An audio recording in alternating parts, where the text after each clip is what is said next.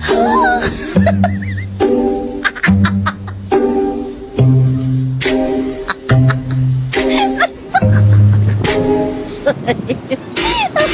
lahat ng pinakita ko mga clips na misconceptions about engineering or sa engineer, depende kasi yan. Iba kasi ang klase ng engineering.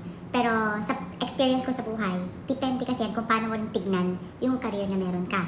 May times kasi minsan na kahit gano'ng kalaki yung sahod mo, kung hindi ka naman happy sa nangyayari sa career mo, wala lang din. So, kailangan kasi balance siya. Pantay dapat. Masaya ka sa ginagawa mo, and then, happy ka dun sa income na meron ka. Minsan naman, yung iba, hindi sila ganun ka-satisfied sa salary nila, baka sila ng purpose dun sa ginagawa nila. Okay pa din yun. Ang importante palagi, may peace of mind ka sa work mo, sa career mo. Kahit palaging nasa field ang isang engineer ko, naiinitan siya, pero masaya naman siya. Nagka-construct siya ng buildings, or ng establishment, okay pa din yun. Ako naman, sa part ko, nag-work ako sa production plant, yun yung first line ng career ko. Gusto ko yung nagpaplano, gusto ko yung nagsasalita, but then, meron pa ako kasing naisip sa sarili ko na kaya ko pa mag-step up, or kaya ko pa mag-work outside the box. Importante pa rin lagi kang masaya sa ginagawa mo.